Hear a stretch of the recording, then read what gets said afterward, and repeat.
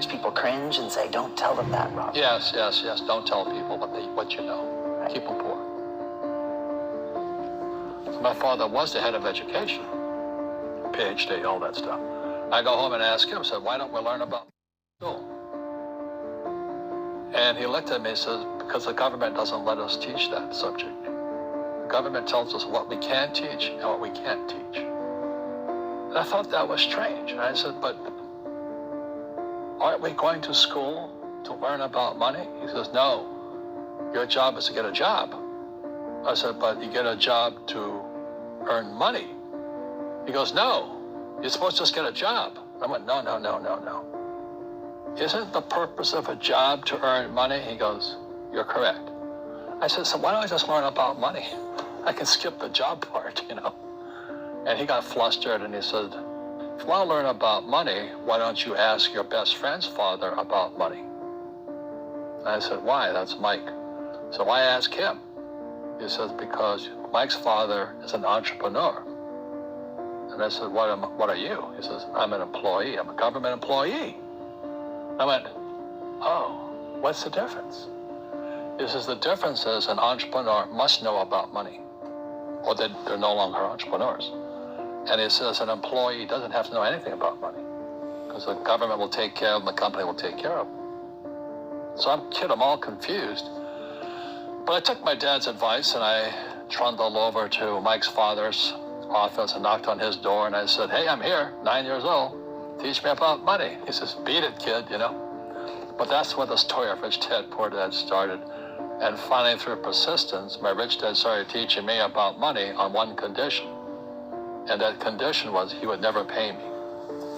He says, the moment I pay you, you think like an employee. He says, that's the trap. Entrepreneurs work for free. And now I'm 9 years old, my head's going cracking in half.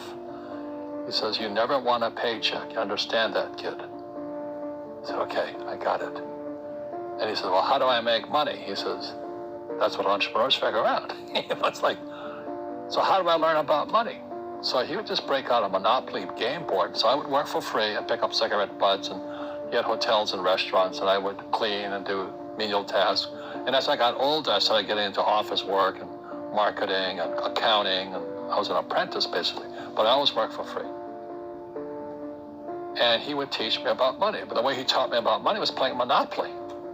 And finally one day I got upset. I said, well, when are you going to teach me about money? He says, what do you think we're doing?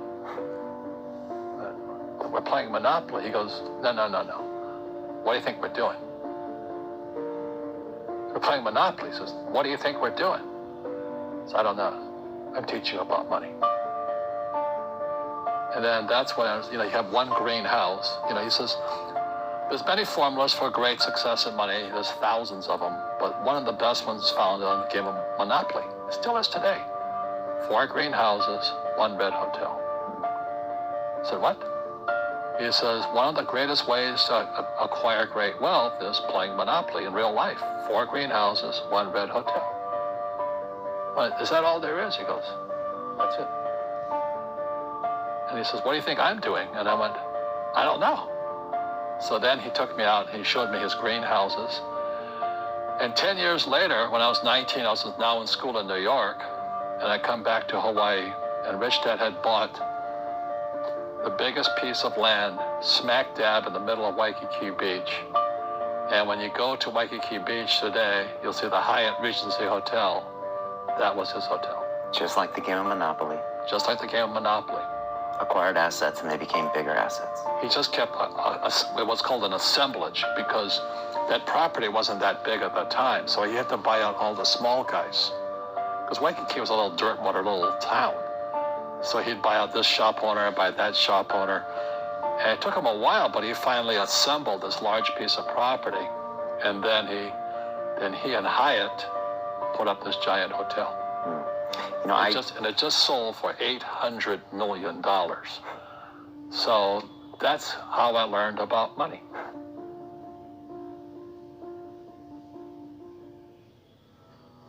I've had financial crashes. I've had people stab me in the back, but they're all good because I grow from it. That's spirituality. People who are afraid of making mistakes, like they teach in school, they don't ever grow. because spirituality is there's good and there's bad, there's right and there's wrong, there's up and there's down. Most people only want to be right. They only want to be positive. Well, you can't have that. That's not reality. Well, I wasn't poor by most people's standards, but I came from a family with a poor attitude, if you know what I mean. Because rich, poor, middle class, poverty starts with a fundamental attitude. Poverty is passed on. It's taught in your families. And middle class is taught in families. And so the people right now who are sitting at home, who are struggling financially or worried about money or unhappy, they may be making a lot of money, but unhappy with what they're doing, it was probably taught to you. You know, your superego was taught, get a job, work hard, or you'll never be rich, or the rich are evil, or whatever.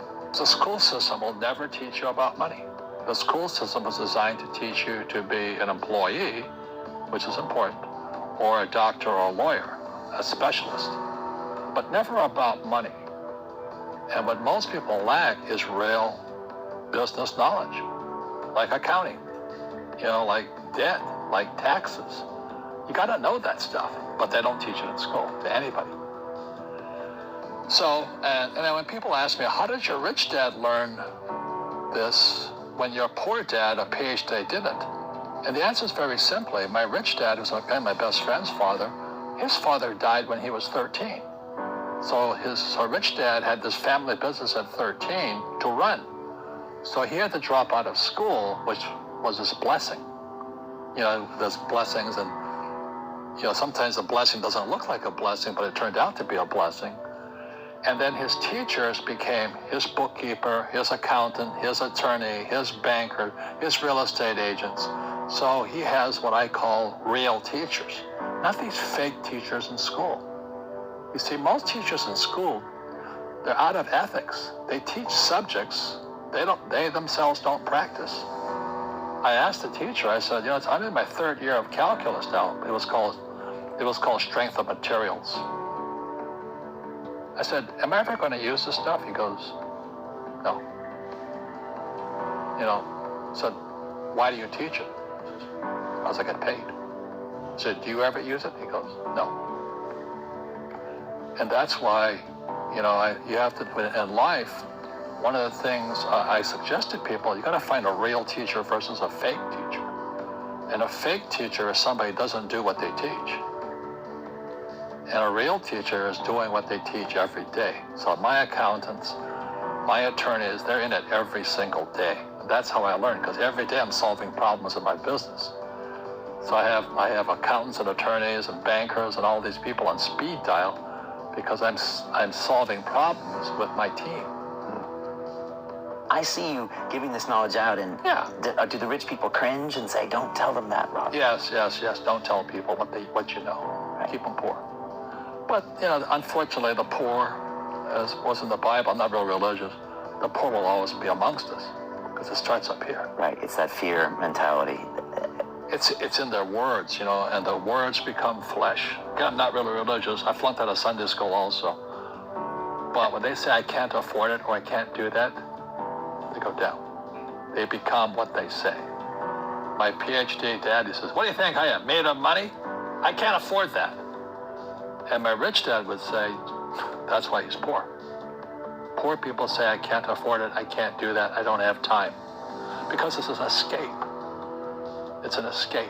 You know what I mean? It's easy to say, I can't afford it. And your rich dad used to say what instead of, I can't afford it? How can I afford it? How can I do that? You know, what would it take? Or why should I do that? He says that a question opens the mind, a statement closes the mind. See, when you say, I can't afford it, your mind shuts down, and you become what you say. Rugby is a team sport, but so is soccer. The rules are different. And other people are golfers. They play by themselves. And so everybody's different. So my game financially is business, number one. Second is real estate. So what I say to young people is, you find your game.